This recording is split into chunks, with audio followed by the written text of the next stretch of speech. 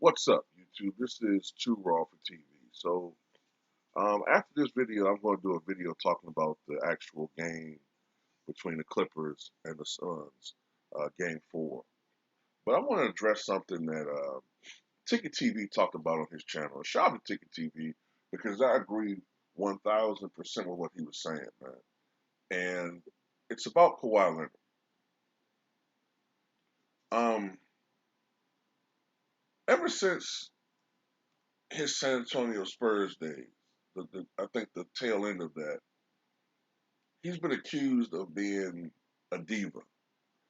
And time again on this channel, I defended him because I thought that that was more of an agenda being pushed against him and not necessarily reality.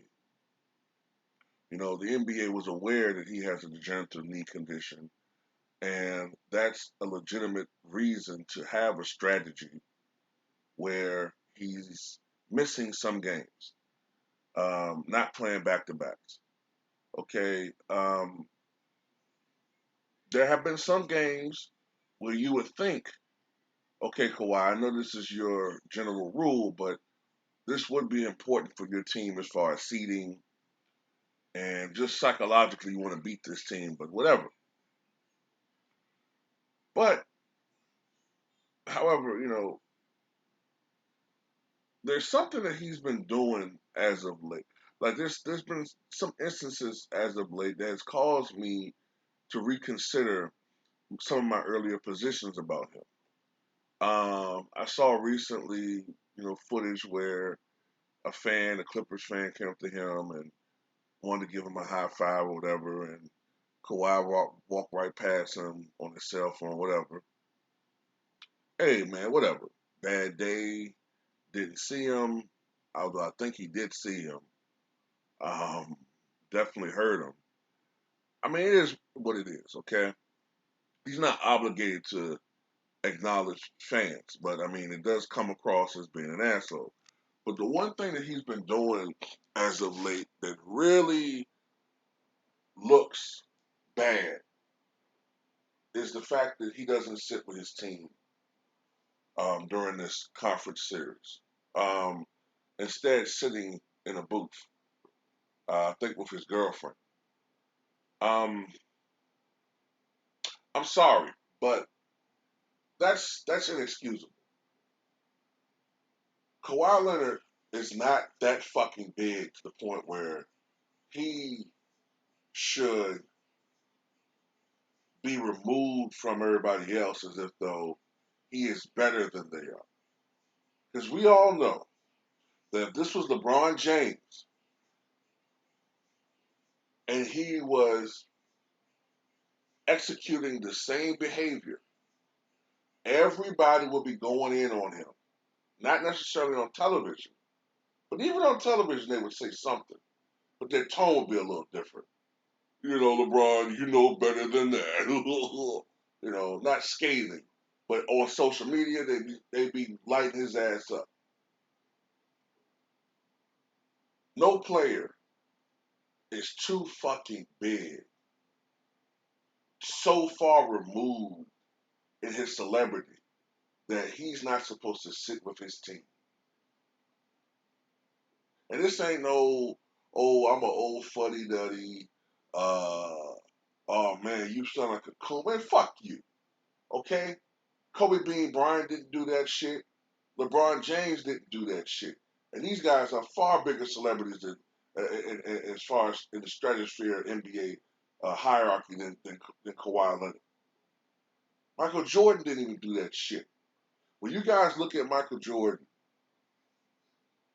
when he broke his foot in '86, what do you see him at on the sideline? On crutches with a cast on, cheering his team on. You see old footage of Bill Walton, who unfortunately broke his foot just fucking stepping out of bed sometimes. But you would see Bill Walton, who at that time was one of the biggest stars in the NBA, you see him on crutches out there supporting his team. You're supposed to sit your ass with your team, man. Fred VanVleet, 2 years ago, I think he missed one game, if I'm not mistaken. I can't remember whether he missed one game or no game. I think he missed one game, and that was due to the birth of his child. Okay? But before and afterward, he was out there playing with his team. Now, it's one thing if you have like a compound fracture, like Paul George had several years ago, or Gordon Hayward had, where you laid up in the hospital on your back with your, immobile. That's one thing. Okay, you can't physically be out there. But if you're walking around and instead of being out there with your team, you're in a booth as if you're the owner, as if you're above the fray, fuck that, man. No, that's bullshit, man. And I'm not even going in on, whether or not he could play. I don't know the extent of his injury.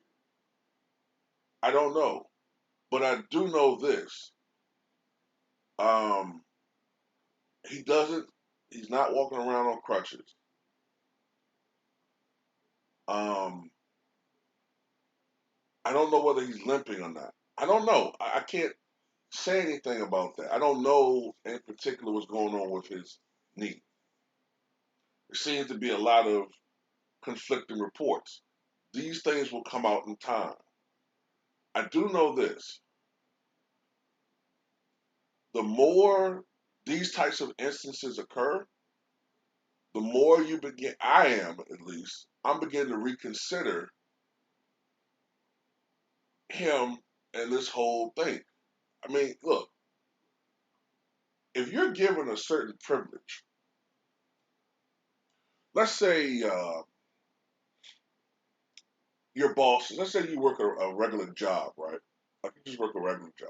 It's a good job, but you work like a regular type job. And your bosses allow you to come in 15 minutes late because of where you live. They have an understanding of that, okay? It, but they expect you to leave 15 minutes later, okay? But you have a little special privilege that everybody else doesn't have. Now, even though people logically understand that your arrangement makes sense, it still harbors resentment because nobody else can do that. But the thing is, though, psychologically, people who have these types of privileges, for the most part, sometimes tend to try to take advantage of that.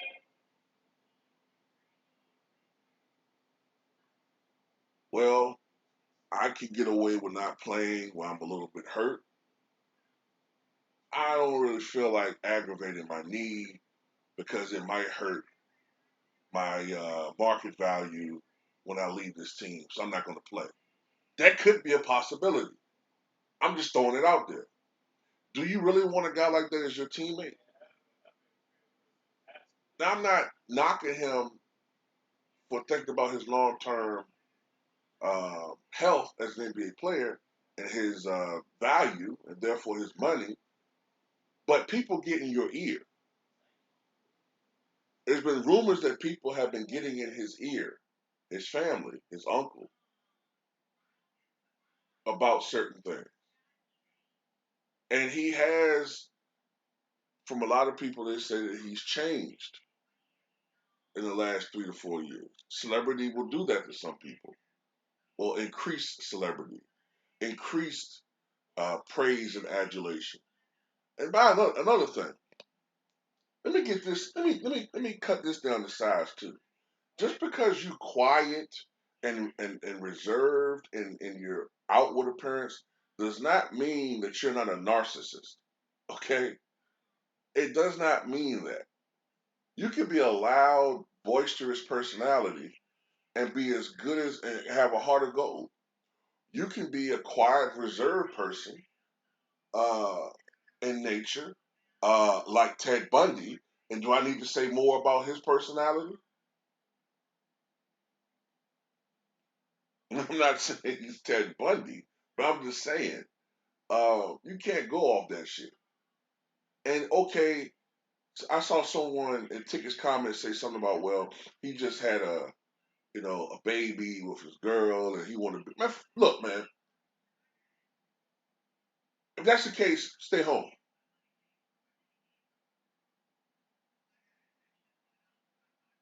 And like I said, that's not a legitimate excuse when you're in the Western Conference regular season game.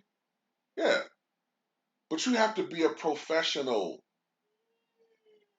Look, if you're in a regular job, they'll understand if you're having a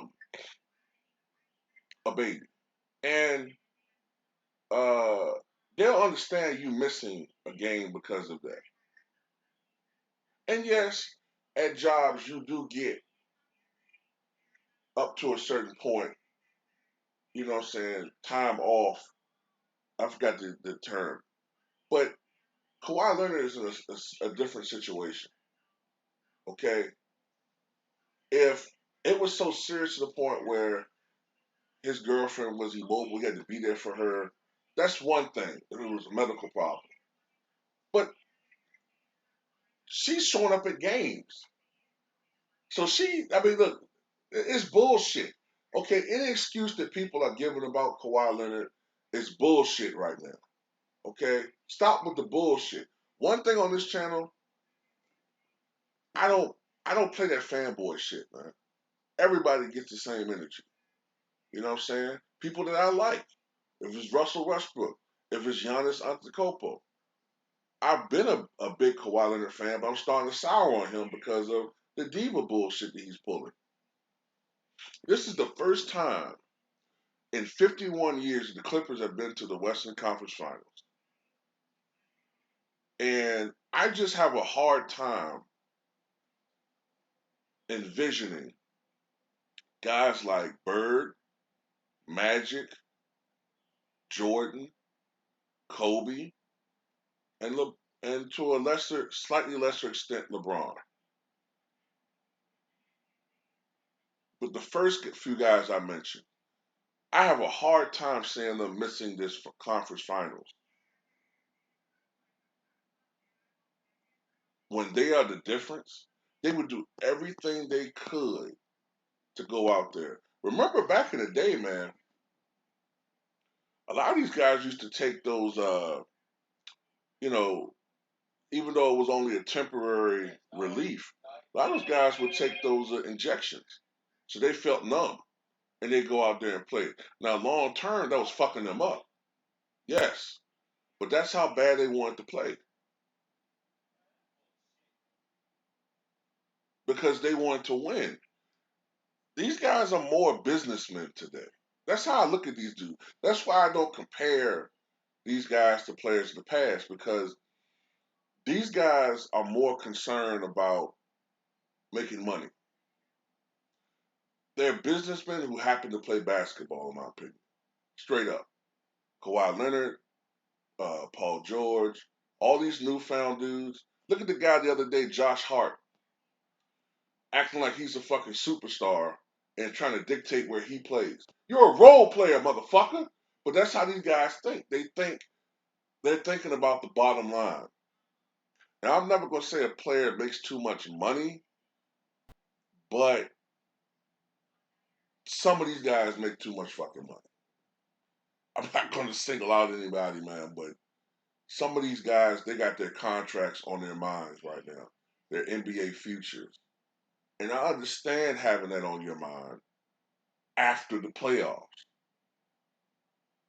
And these fans that are capping this shit, capping for Kawhi and capping for all these dudes doing all this bullshit, you're the worst type of fan. So you don't want the Clippers to win, honestly. You're more of a fan of a player than of the organization. So yeah, I mean, ultimately, it's gonna be a combination of Tyronn Lue's ineptitude as a coach, Paul George mental. I don't know what the fuck going on with Paul George and his mental weaknesses, and Kawhi not being available for the team. And also, let's not even forget how that type of diva behavior can hurt your team. It can cause dissension and hurt chemistry. Barry Bonds, great all-time player. Arguably the greatest baseball player ever. He's definitely, in my opinion, the greatest offensive baseball player ever. But he was a diva, and it caused problems with him in the locker room. In particular, it caused problems between him and Jeff Kent. They hated each other, you know. But that shit can hurt your team. But at least they did go to one World Series together. They just went up against a team that was just rolling offensively in the then Anaheim Angels. But yeah, I don't know, man. I don't know where Kawhi is physically, so I can't speculate on that. But I can't speculate on that too much. However, I just put it like this: some guys have higher pain thresholds than others. Some guys can go out there and play through pain. Some guys they can't, and it's starting to become apparent that Kawhi is one of those guys that can't play through certain types of pain. Um, for instance, I've walked around, not even knowing it. I've walked around with a fracture, and I noticed that my foot hurt, but I had to do what I had to do as far as. I'm not trying to say I was an athlete. I never worked. I never played basketball, even organized. I'm talking about like just going through your everyday shit as a worker. Um, I have pain. I've dealt with pain every day, but I just got to the point where I got used to it. So for me, I don't have the same empathy. Well, that's not the right phrase. I don't want to say that. What I'm saying is, as an average person, everyday working schmo in this country, it's hard for me to have sympathy for a multimillionaire who's getting paid to play something that a lot of us would want to play for free, right? You're getting paid 30, $40 million a year, and you won't play because you have pain that makes you uncomfortable. Well, I mean, I'm just saying, man. I don't know, man. Maybe it's a generational disconnect because like I said, I remember guys going out there. Kevin McHale had a fractured foot, and he went out there and played because he thought his team genuinely had a chance at a championship. With Kawhi Leonard, the Clippers legitimately have a chance at a championship. You understand what I'm saying? They legit, even with a hobbled Kawhi that's not 100%, they legitimately have a chance at a championship. And with him not being on the court, the chances for the Clippers to win a title this year are diminished greatly. Because as we can see, Paul George is too inconsistent.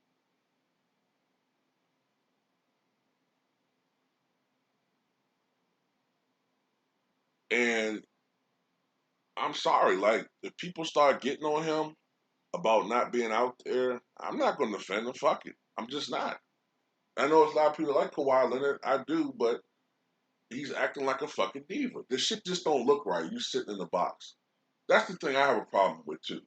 You're sitting in a fucking box like you're an owner or a part-time owner of the team rather than an employee of the Clippers organization, rather than sitting down there with your teammates. And see, this is the thing.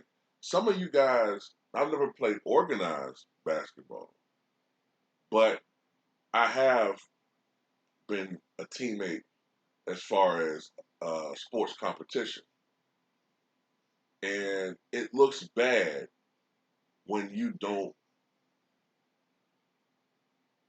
act as though you're part of a team.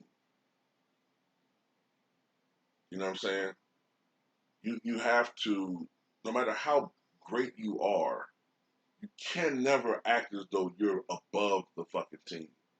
That shit causes dissension, and it hurts team chemistry. That's all I got to say.